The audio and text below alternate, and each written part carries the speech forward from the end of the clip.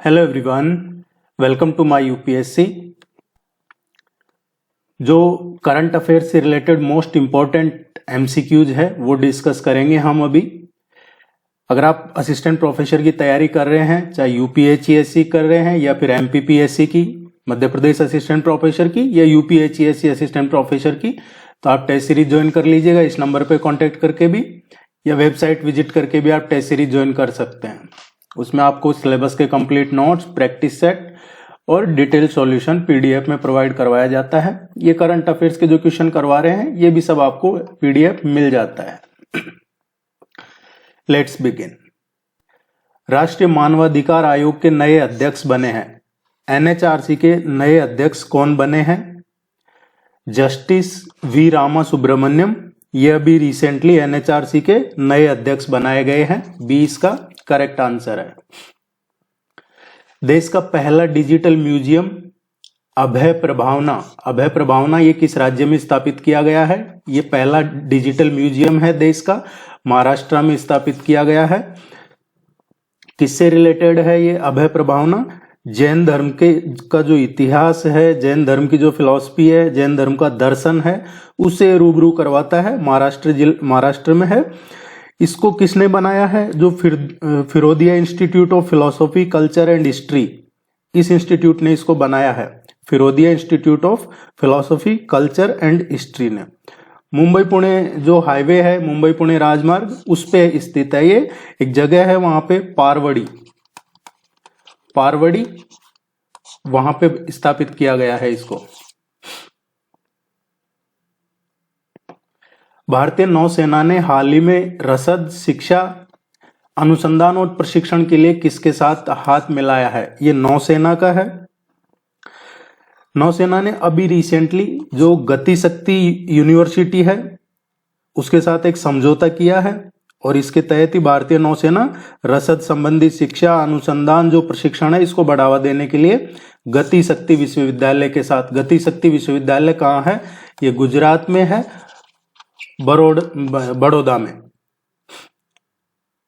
बड़ोदरा में है ये, गुजरात में गति शक्ति विश्वविद्यालय, इसके साथ में इन्होंने एमओयू साइन किया है। स्थिर मूल्यों पर, कांस्टेंट प्राइस पे पूछा है। कांस्टेंट प्राइस पे जो राष्ट्रीय आय, नेशनल इनकम, इसके आकलन के लिए वर्ष 2011-12 का आधार वर्ष के रूप में उपयोग अभी प्रेजेंट में किया जा रहा है। हम जो नेशनल आय का आकलन करते हैं कांस्टेंट प्राइस पे, उसके लिए बेस ईयर क्या है? आधार वर्ष 2011-12 है अभी। अब ये आधार वर्ष पहले 2004-5 था, 2004-5 को बदल के और एक 11-12 कर दिया था 2017 में। अब ये आधार वर्ष है, बेस ईयर 2011-12, इसको बदल के और कितना करने की प्रक्रिया जारी है। अब इसको भी चेंज करके और नया किया जा रहा है। तो वो ये प्रक्रियाधीन है, ये नया किया जाएगा। तो वो कौन सा किया जाएगा, ये क्वेश्चन पूछा है।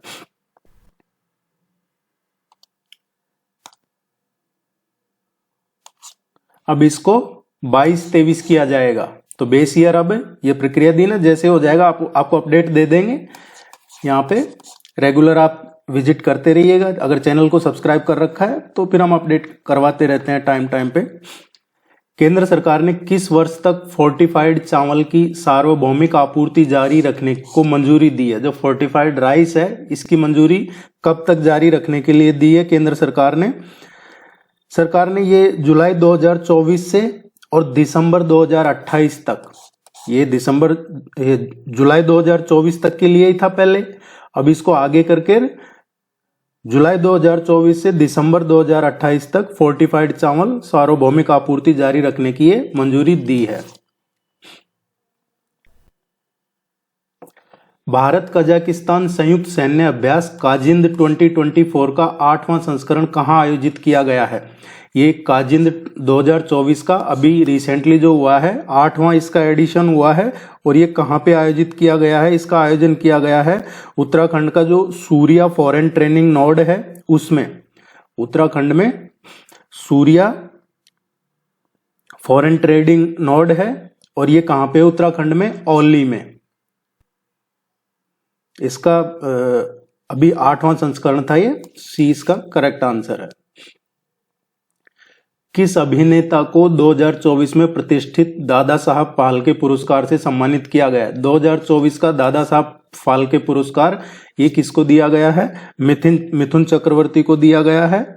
और ये 70वां जो 17th national film fair award था, 70वां राष्ट्रीय फिल्म पुरस्कार समारोह, उसमें राष्ट्रपति द्रौपदी मुर्मू ने मिथुन चक्रवर्ती को यह पुरस्कार प्रदान किया है। हाल ही में भारत में 5 नई भाषाओं को शास्त्रीय भाषा का दर्जा मिलने के बाद अब शास्त्रीय भाषाओं की कुल संख्या कितनी हो गई है? अभी 5 नई जो लैंग्वेज हैं उनको ऐड किया गया है शास्त्रीय भाषाओं में। तो अब ये टोटल कितनी हो गई है? देखिए अब ये टोटल 11 हो गई है।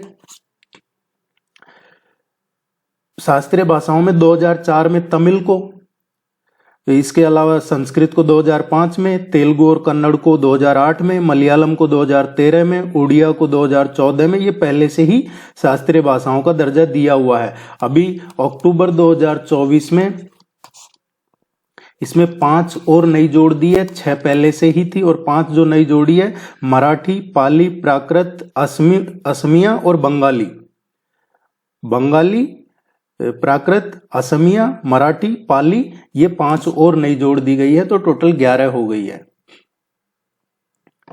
स्वच्छ भारत मिशन की शुरुआत किस वर्ष हुई थी? ये क्वेश्चन क्यों पूछा जा रहा है, क्यों करवा रहे हैं हम करंट अफेयर्स में? स्वच्छ भारत मिशन की शुरुआत 2014 में की गई थी। ये क्वेश्चन इसलिए करवाया जा रहा है क्योंकि अभी स्वच्छ भारत मिशन के 10 साल पूरे हुए हैं और ये चर्चा में था, तो इसकी शुरुआत 2014 में की गई थी। अब इसके 10 साल पूरे हो चुके हैं। हाल ही में भारतीय सेना ने अधिकारियों के प्रशिक्षण के लिए कौन से ऑनलाइन डिजिटल प्लेटफॉर्म का शुभारंभ किया है? अभी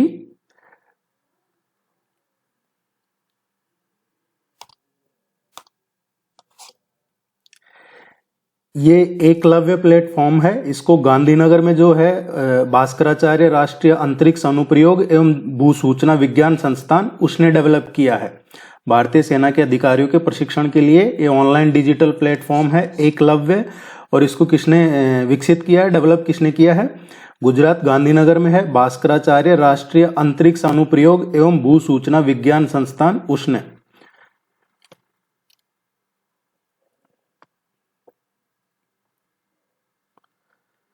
नेक्स्ट क्वेश्चन, निम्नलिखित में से किसने केंद्र में महानियंत्रक एवं लेखा परीक्षक के रूप में कार्यभार नवंबर 2024 में संभाला है?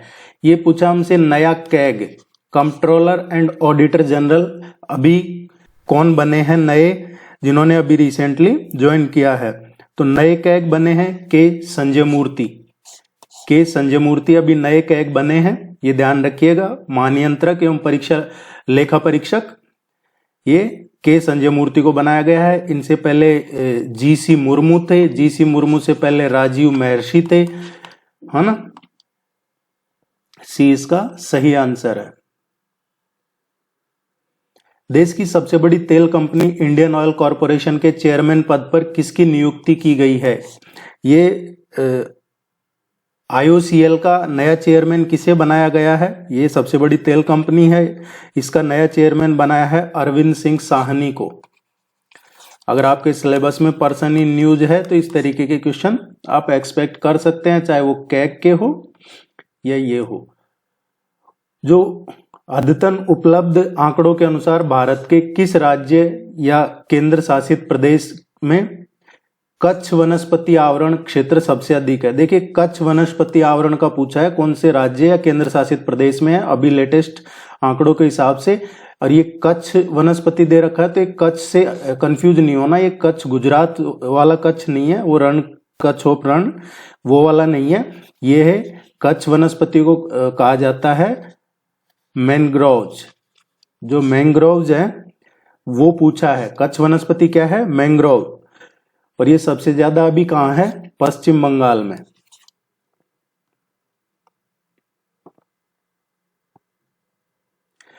बैंकिंग कानूनों में संशोधन कर बैंक खातों के लिए कितने नॉमिनी नॉमिनेट करने का अधिकार खाता धारक को दिया जा रहा है? अब ये इसमें चेंज किया है, रिसेंटली लेटेस्ट का ही है ये क्वेश्चन। अब आप 4 नॉमिनेट कर सकते हैं, 4 नॉमिनी बना सकते हैं। डी इसका करेक्ट आंसर है। पहले एक नॉमिनी का पूछा जाता था, अब आप चार लोगों को नॉमिनेट कर सकते हैं अपने अकाउंट में। विश्व में दुग्ध का सर्वाधिक उत्पादन किस देश में होता है? दुनिया में सबसे ज्यादा मिल्क प्रोडक्शन का पूछा है, दुग्ध का सबसे ज्यादा उत्पादन कौन से देश में होता है? भारत दुनिया का सबसे बड़ा दुग्ध उत्पादक देश है, डी इसका करेक्ट आंसर आएगा।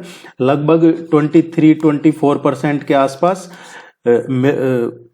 पूरे जो टोटल दुनिया में मिल्क प्रोडक्शन होता है उसका 23-24% दूध का उत्पादन भारत में होता है। इसके बाद बात करें इंडिया के बाद में, तो सेकंड नंबर पे इसमें अमेरिका है, उसके बाद में चाइना है, चाइना के बाद में इसमें पाकिस्तान है, और पाकिस्तान के बाद में इसमें ब्राजील है। ये टॉप 5 कंट्री है मिल्क प्रोडक्शन के। 2025 के खेलो इंडिया यूथ गेम्स और पैरा गेम्स की मेजबानी कौन सा राज्य करेगा? खेलो इंडिया यूथ गेम्स का पूछा है हमसे, खेलो इंडिया यूथ गेम्स और पैरा गेम्स की मेजबानी कौन सा? अभी 2024 का जो खेलो इंडिया यूथ गेम्स हुआ था वो तमिलनाडु में हुआ था। तमिलनाडु के ये 4 शहर हैं, उनमें हुआ था चेन्नई, मदुरई, त्रिची और कोयम्बटूर। इनमें 2024 का खेलो इंडिया यूथ गेम्स का आयोजन हुआ था तमिलनाडु में। और 2025 का जो खेलो इंडिया यूथ गेम्स है, खेलो इंडिया यूथ गेम्स 2025 का अप्रैल 2025 में बिहार में किया जाएगा, इसका आयोजन बिहार में। इस वर्ष नागालैंड सरकार ने किस देश को 25वें हॉर्नबिल महोत्सव में सहयोगी देश के रूप में आमंत्रित किया है? नागालैंड गवर्नमेंट का ये 25वां हॉर्नबिल महोत्सव है, ये काफी इंपॉर्टेंट फेस्टिवल होता है नागालैंड में। तो कौन से देश को इसमें आमंत्रित किया है सहयोगी देश के रूप में? ये अभी मनाया था 1 दिसंबर को, 1 दिसंबर 2024 को इसका 25वां संस्करण था। और नागालैंड के जो मुख्यमंत्री थे नेफ्यू रियो, उन्होंने इसका उद्घाटन किया था। इसमें United kingdom, United states of America, Japan, ये सभी देश इसमें आमंत्रित किए गए थे, इनके राजदूत वहां पहुंचे भी थे। इसके अलावा आप एक और कंट्री था इसमें, पेरू। ब्रिटेन, अमेरिका, जापान और पेरू, ये इसमें जो हॉर्नबिल फेस्टिवल था 25वां, इसमें पार्टिसिपेट किया था। डी इसका करेक्ट आंसर है।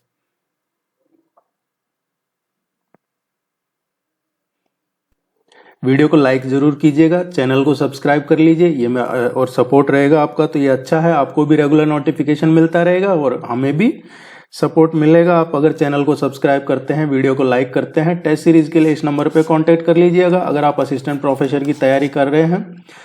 किस मंत्रालय द्वारा भारत का पहला artificial intelligence data bank launch किया गया है? कौन से मंत्रालय ने भारत का ये पहला है इसलिए इंपॉर्टेंट हो जाता है, कृत्रिम बुद्धिमत्ता डेटा बैंक लॉन्च किया है? अभी रिसेंटली ही जो साइंस एंड टेक्नोलॉजी मिनिस्ट्री है, विज्ञान एवं प्रौद्योगिकी मंत्रालय, उन्होंने भारत का पहला कृत्रिम बुद्धिमत्ता डेटा बैंक लॉन्च किया है। इसका उद्देश्य क्या है? इनोवेशन को बढ़ावा देना है और देश की जो राष्ट्रीय सुरक्षा है उसको बढ़ावा देने के पर्पज से ये लॉन्च किया है। भारत के पहले स्वदेशी रूप से विकसित की गई एंटीबायोटिक दवा का क्या नाम है? ये पहली है, इंडिजीनियस है, स्वदेशी भारत ने की है। ये एंटीबायोटिक है, इसका नाम पूछा है, क्या नाम है? नेफिथ्रोमाइसिन इसका नाम है, नेफिथ्रोमाइसिन। ये पहली एंटीबायोटिक है, इंडिजीनियस। और इसमें किसके सहयोग से इसको विकसित किया है अगर ये पूछा जाता है तो इसमें सहयोग दिया है इन्होंने, जो जैव प्रौद्योगिकी उद्योग अनुसंधान सहायता परिषद है, इनके सहयोग से।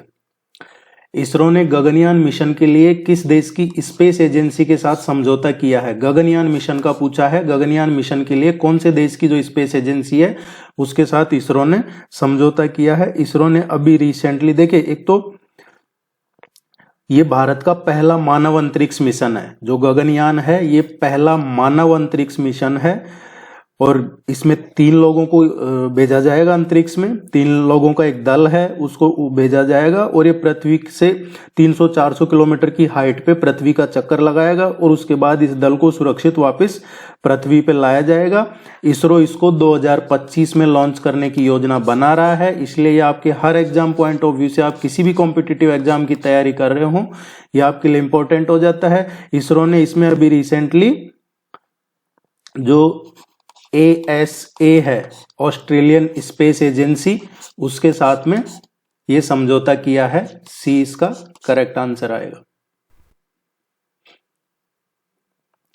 अंतरराष्ट्रीय सौर गठबंधन का, इंटरनेशनल सोलर अलायंस का क्वेश्चन है, जिसका हेडक्वार्टर गुरुग्राम में है और इसकी स्थापना की गई थी। पेरिस क्लाइमेट हुआ था 2015 में फ्रांस में। उसके बाद ये इंटरनेशनल सोलर अलायंस का भारत और फ्रांस ने इनिशिएटिव लिया था। अभी फिर से भारत को इसका अध्यक्ष बना दिया गया है और वाइस प्रेसिडेंट अभी इंटरनेशनल सोलर अलायंस का फ्रांस है।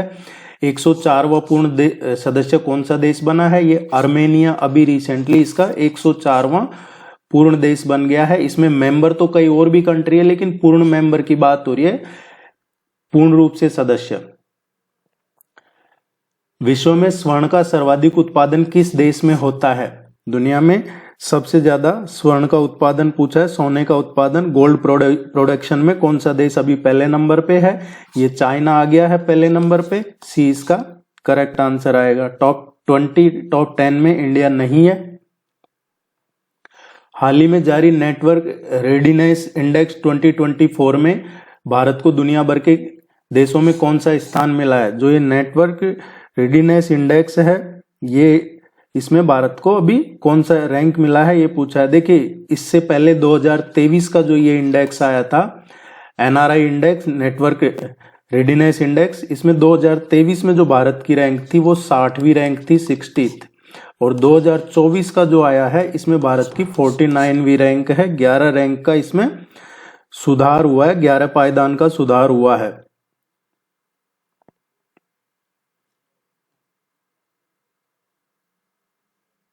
और इसमें टोटल 133 कंट्रीज की ये जारी की जाती है। जागृति ऐप और जागो ऐप का निर्माण किस संस्था के छात्रों द्वारा किया गया है? ये कौन से इंस्टीट्यूट के जो स्टूडेंट्स हैं उन्होंने बनाया है? कौन, इसका संबंध किस इंस्टीट्यूट से है? जागृति ऐप और जागो ऐप है, ये IIT BHU के स्टूडेंट्स ने बनाया है। IIT BHU। और देखो, इसको लाया गया था, अभी रिसेंटली शुभारंभ किया है इसका राष्ट्रीय उपभोक्ता दिवस के मौके पे। राष्ट्रीय उपभोक्ता दिवस कब आता है? 24 दिसंबर को, 24 दिसंबर को राष्ट्रीय उपभोक्ता दिवस आता है और उसी दिन इसको लॉन्च किया गया था। यूनेस्को ने हाल ही में किस भारतीय राज्य को हेरिटेज पर्यटन के लिए शीर्ष डेस्टिनेशन, टॉप डेस्टिनेशन घोषित किया है? यूनेस्को ने कौन से राज्य को घोषित किया है टॉप डेस्टिनेशन? यूनेस्को क्या है? United Nations Educational, Scientific and Cultural Organization है यूनेस्को। इसने अभी रिसेंटली पश्चिम बंगाल को घोषित किया है यूनेस्को ने।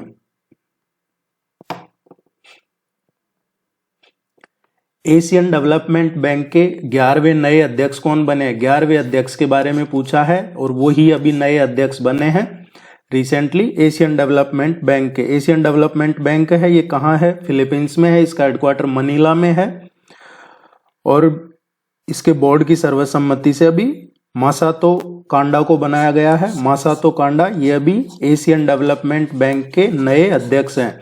इनसे पहले 10वें अध्यक्ष ये थे, असाकावा।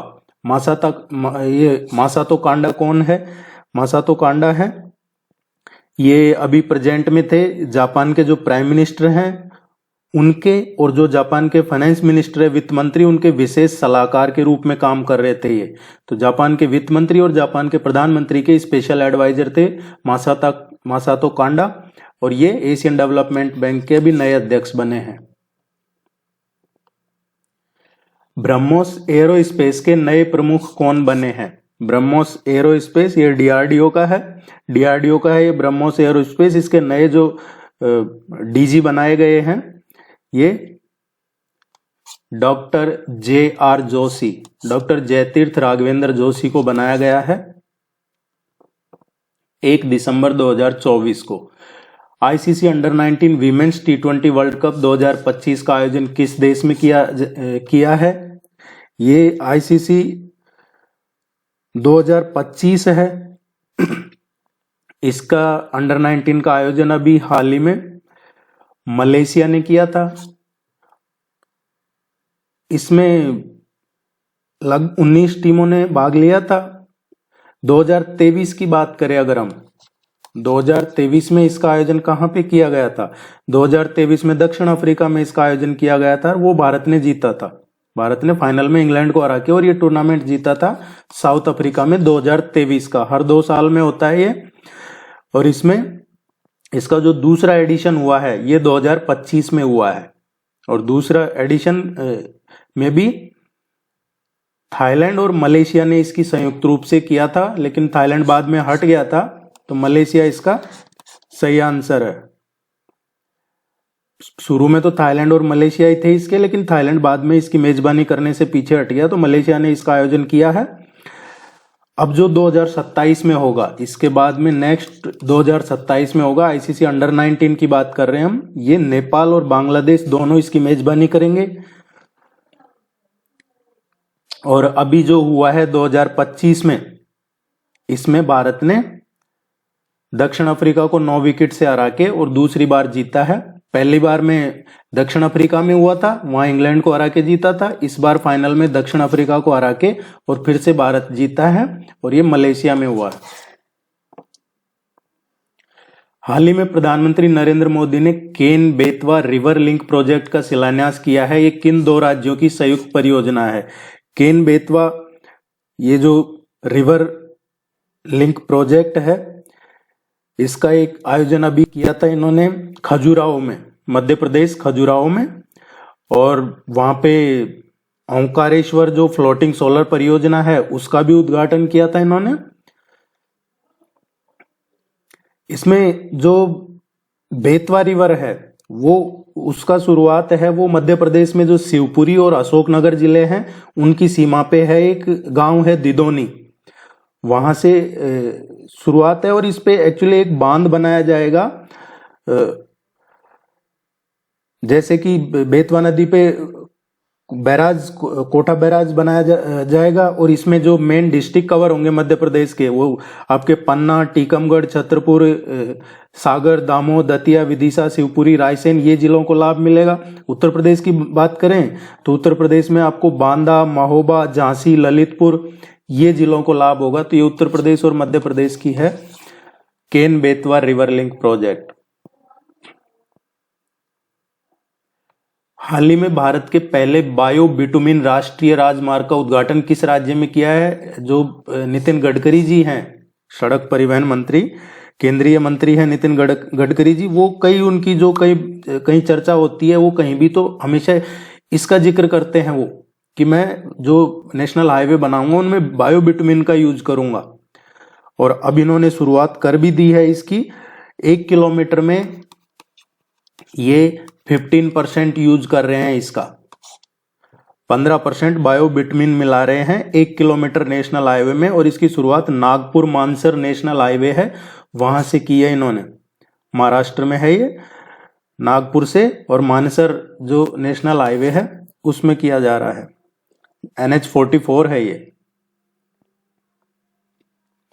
दुनिया भर में पहला विश्व ध्यान दिवस कब मनाया गया है? देखिए, ये पहला है इसलिए इंपॉर्टेंट है। पहला ध्यान दिवस कब मनाया गया है? मेडिटेशन को बढ़ावा देने के लिए, चिंतन, मेडिटेशन, इसके बारे में जागरूकता बढ़ाने के लिए, इसको बढ़ावा देने के लिए ये यूनाइटेड नेशन ने किया है शुरू। संयुक्त राष्ट्र महासभा ने 21 दिसंबर को विश्व ध्यान दिवस घोषित किया है, 21 दिसंबर को। और 2024 में ये पहली बार मनाया गया है। हाल ही में जारी travel and tourism development index 2024 में दुनिया भर के देशों में भारत को कौन सा स्थान मिला है? हमसे पूछा है travel and tourism development index 2024। पहली बात तो ये जारी कौन करता है?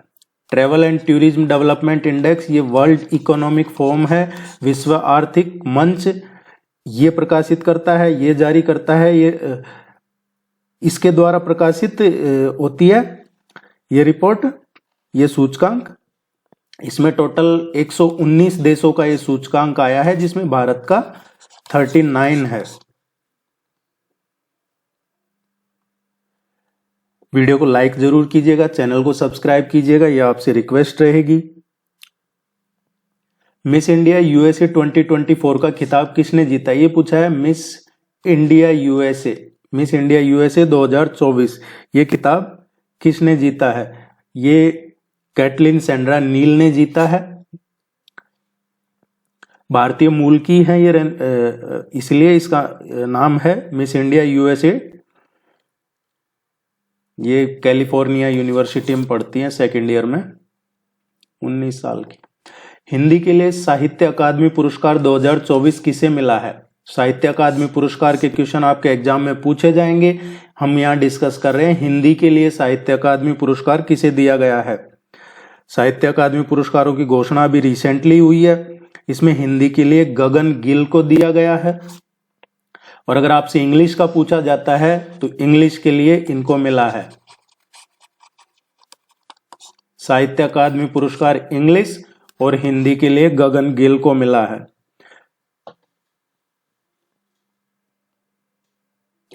किस महिला फुटबॉल खिलाड़ी ने FIFA player of the year 2024 का अवार्ड जीता है? FIFA player of the year पूछा है 2024, ये अवार्ड किन्हें दिया गया है? एटाना बोनमती, इनको दिया गया है अभी ये रिसेंटली। और अगर ये तो महिला फुटबॉल खिलाड़ी का पूछा है, अगर हमसे पुरुष का पूछ लिया जाए कि सर्वश्रेष्ठ मेल फुटबॉल खिलाड़ी में किसको दिया गया है, तो ये विनीसियस जूनियर को दिया गया है, Vinicius junior. Ganga dolphin tagging परियोजना किस मंत्रालय की पहल है? गंगा नदी डॉल्फिन टैगिंग परियोजना है, ये कौन से मंत्रालय की पहल है? ये ministry of environment, forest and climate change, ये मंत्रालय की है, केंद्रीय पर्यावरण मंत्रालय की ये पहल है, गंगा डॉल्फिन टैगिंग परियोजना।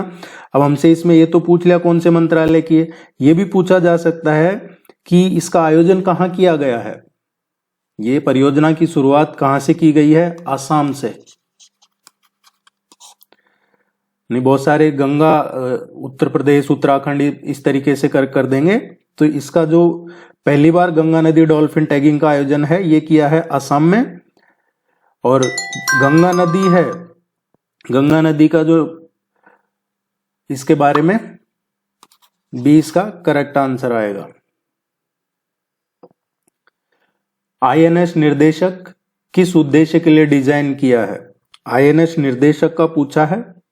भारतीय नौसेना ने विशाखापट्टनम नौसेना डॉकयार्ड है, उसमें ये आईएनएस निर्देशक को शामिल किया है अभी रिसेंटली। आईएनएस निर्देशक ये एक सर्वेक्षण पोत समुद्री परिचालन को बढ़ावा देना हो या फिर जो रीजनल कोऑपरेशन है उसको मजबूत करने के लिए भारतीय नौसेना में शामिल किया गया है।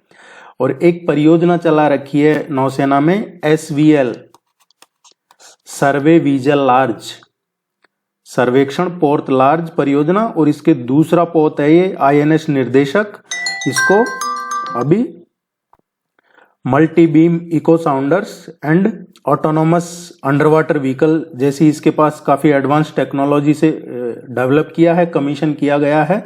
और इसको किस लिए शामिल किया है? इसका काम क्या है? नेविगेशन, समुद्री सुरक्षा और हाइड्रोग्राफिक सर्वेक्षण। आईएनएस निर्देशक। ENWR आधारित प्रतिज्ञा योजना का मुख्य उद्देश्य क्या है? ENWR आधारित प्रतिज्ञा योजना का मुख्य उद्देश्य क्या है? देखिए, ये जो ENWR आधारित प्रतिज्ञा वित्त पोषण योजना है, एक्चुअली ये इसके लिए जो ऋण गारंटी योजना है ये चालू की गई है।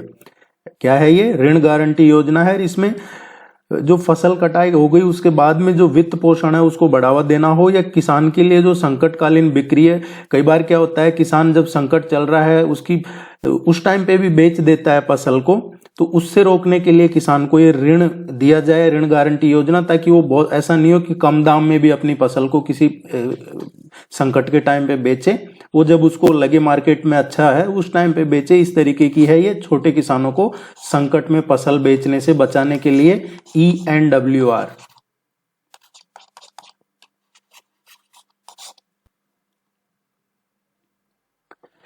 प्रीति लोवाना को हाल ही में किस पद पर नियुक्त किया गया है? प्रीति लोवाना को अभी हाल ही में किस पद पर नियुक्त किया है? गूगल इंडिया की कंट्री मैनेजर बनाया गया है प्रीति लोवाना को।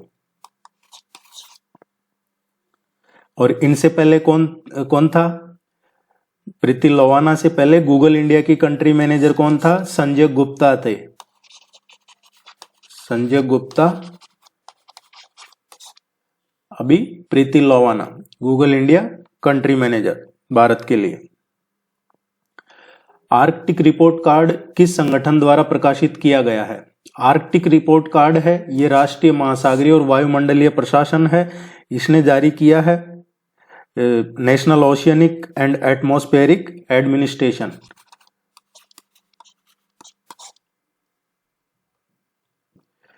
ईगल नेस्ट बर्ड फेस्टिवल हर साल किस राज्य में मनाया जाता है? ईगल नेस्ट बर्ड फेस्टिवल ये हर साल कौन से राज्य में मनाया जाता है? हर साल 5 और 6 मार्च को, 5 और 6 मार्च को हर साल मनाया जाता है। ये अरुणाचल प्रदेश में मनाया जाता है और अरुणाचल प्रदेश का भी जो स्पेशली फेमस है वो वेस्ट कामेंग डिस्ट्रिक्ट है, वेस्ट पश्चिमी कामेंग जिला, वहां इसको मनाया जाता है।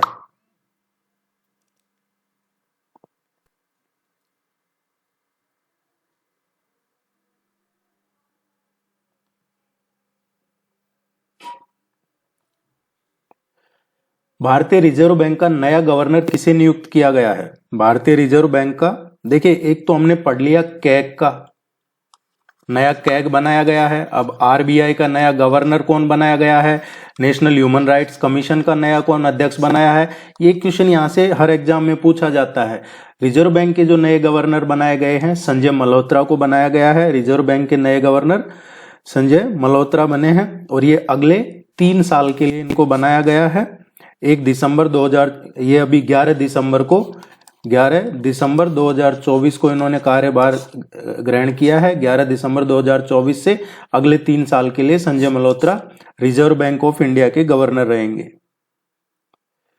Desert knight air combat exercise में भारत के साथ किन देशों ने भाग लिया है? ये desert knight air combat exercise है, इसमें भारत के साथ में ये अभ्यास हुआ है 12 से 14 दिसंबर 2024 को इसमें। और ये कहाँ पे हुआ है?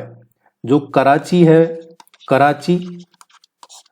कराची के साउथ वेस्ट में अरब सागर के ऊपर हुआ है। कराची के जस्ट साउथ वेस्ट में अरब सागर के ऊपर ये एक्सरसाइज हुई है। इसमें भारतीय वायुसेना, फ्रांस की वायुसेना और यूएई की वायुसेना, भारत, फ्रांस और संयुक्त अरब अमीरात, इनकी वायुसेना ने इसमें पार्टिसिपेट किया है।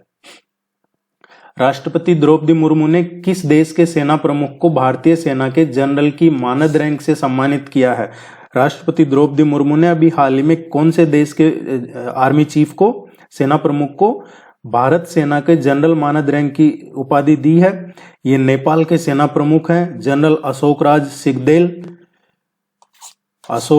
सिगदेल, याद रखिएगा नाम, उनको ये दर्जा दिया है अभी। सैयद मुश्ताक अली ट्रॉफी 2024 खिताब किसने जीता है? सैयद मुश्ताक अली ट्रॉफी 2024 ये किसने जीता है? ये मध्य प्रदेश को हरा के और मुंबई ने जीता है अभी रिसेंटली फाइनल में। Time person of the year 2024 के लिए कौन चुने गए हैं? Time person of the year के 2024 के लिए अभी रिसेंटली ये चुना है time person of the year Donald Trump को। केंद्रीय गृह मंत्री ने हाल ही में सरदार पटेल की प्रतिमा का अनावरण कहाँ किया है? जो केंद्रीय गृह मंत्री अमित शाह, इन्होंने अभी हाल ही में सरदार वल्लभ भाई पटेल की एक मूर्ति का अनावरण किया है और ये काफी चर्चा में है। लगभग 1100 किलोग्राम की है और ये इसकी हाइट है 11 फीट और इसको जहां इंस्टॉल किया है वो जगह ऑलरेडी 8 फीट ऊंची बनाई गई है और एक्चुअल में इसकी हाइट है, जो प्रतिमा है इसकी 11 फीट की। ये जोधपुर राजस्थान में इसका अनावरण किया गया है।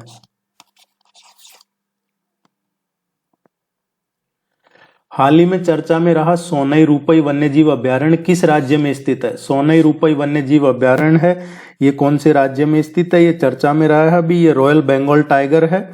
इसका पहला फोटोग्राफिक प्रमाण पत्र प्राप्त किया है इसने असम वन विभाग ने। ए इसका सही आंसर है।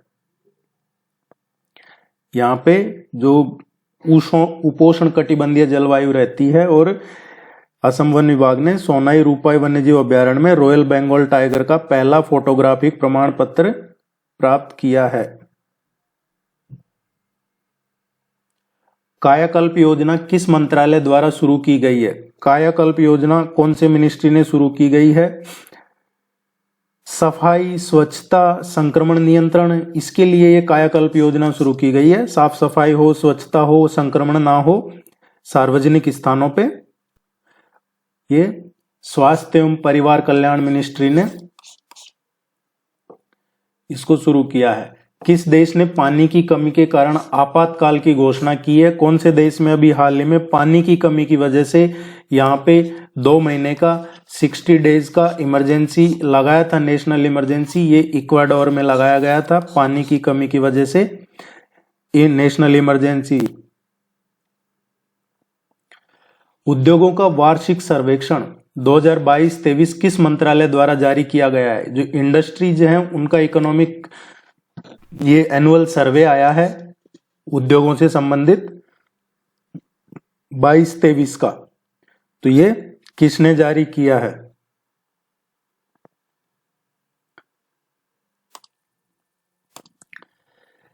ये जारी किया गया है सांख्यिकी और कार्यक्रम कार्यान्वयन मंत्रालय के द्वारा इसको जारी किया गया है। डी इसका करेक्ट आंसर आएगा।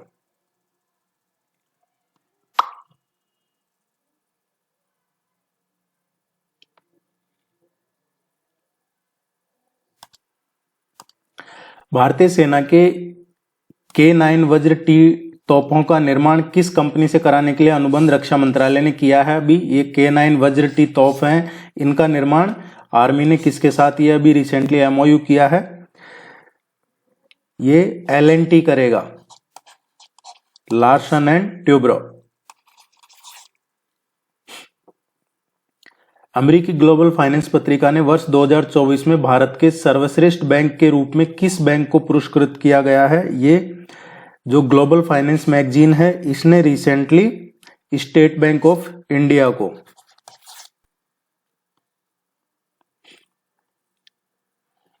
देखिए वीडियो को लाइक जरूर कीजिएगा, चैनल को सब्सक्राइब कर लीजिएगा। प्रधानमंत्री किसान सम्मान निधि की कुल कितनी किस्तें 2024 के अंत तक जारी हो चुकी है?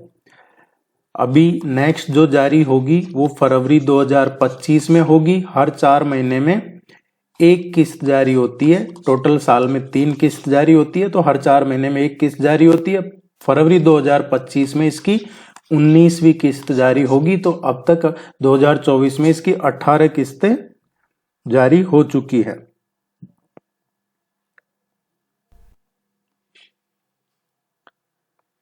वित्त मंत्रालय की दिसंबर 2024 की एक रिपोर्ट के अनुसार केंद्र सरकार के कार्यशील सार्वजनिक उपक्रमों में से किस उपक्रम ने सबसे ज्यादा घाटा 2023-24 में अर्जित किया है? ये पूछा है कि जो पब्लिक सेक्टर अंडर है PSU है, इसमें किस PSU को सबसे ज्यादा घाटा हुआ है 2023-24 में? ये BSNL को हुआ है सबसे ज्यादा घाटा। विभिन्न प्रकार के करों एवं लाभांश आदि के रूप में राजकोष में सबसे ज्यादा योगदान करने वाला सार्वजनिक उपक्रम कौन सा था? किसने सबसे ज्यादा योगदान किया है? कंट्रीब्यूशन किसका सबसे ज्यादा रहा है? तो ये IOCL का रहा है, इंडियन ऑयल कॉरपोरेशन लिमिटेड। इसने सबसे ज्यादा कंट्रीब्यूशन किया है।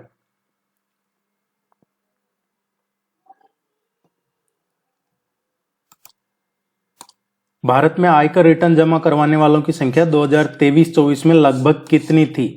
ये 2023-24 में 8 करोड़ थी। अब ये कम हो जाएगी क्योंकि जो स्लैब है उसमें इनकम टैक्स का वो 12 लाख तक कर दिया गया है।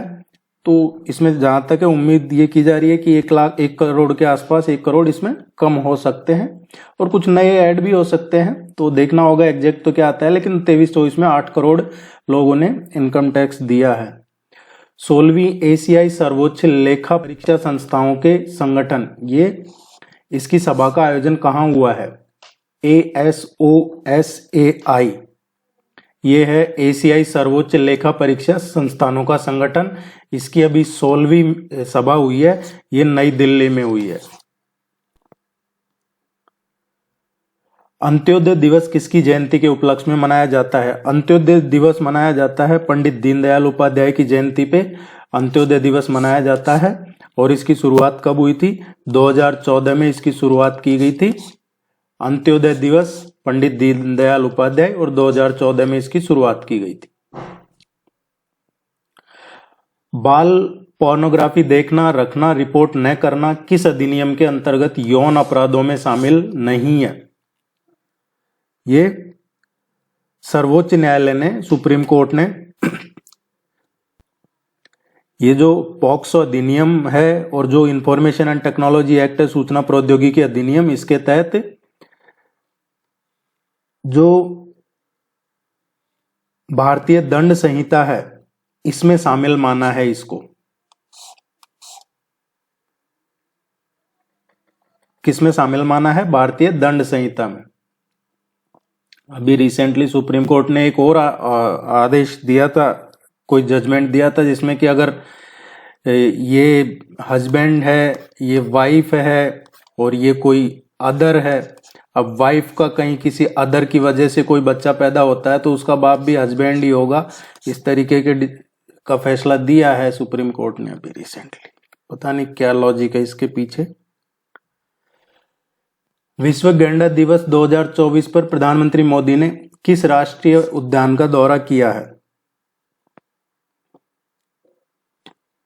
ये विश्व गैंडा दिवस है, ये कब आता है? 22 दिसंबर को, 22 सितंबर को ये मनाया जाता है विश्व गैंडा दिवस।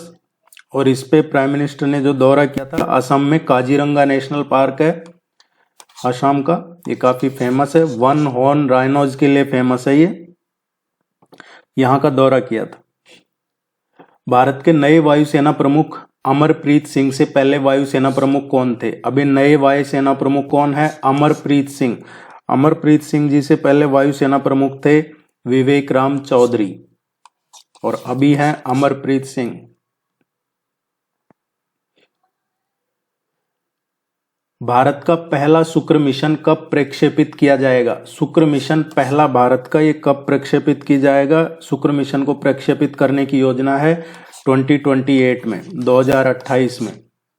हाल ही में भारत ने किन देशों के साथ सीमा पार बिजली व्यापार के लिए एक त्रिपक्षीय समझौते पर हस्ताक्षर किए हैं?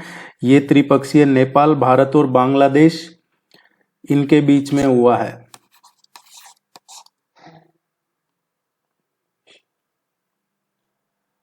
हाल ही में विश्व स्वास्थ्य संगठन की घोषणा के अनुसार कौन सा देश आंखों की बीमारी है ये ट्रैकोमा से मुक्त घोषित हुआ है? ट्रैकोमा आंखों की बीमारी है, इससे कौन सा देश मुक्त हुआ है? और ये WHO ने इसकी घोषणा की है अभी रिसेंटली। भारत, ये आंखों की बीमारी है ट्रैकोमा, इससे मुक्त घोषित कर दिया गया है। डी इसका करेक्ट आंसर है। आप वीडियो को लाइक कीजिएगा जाते जाते, और चैनल को भी सब्सक्राइब करके सपोर्ट बनाए रखिए। All the very best, good luck, thank you very much.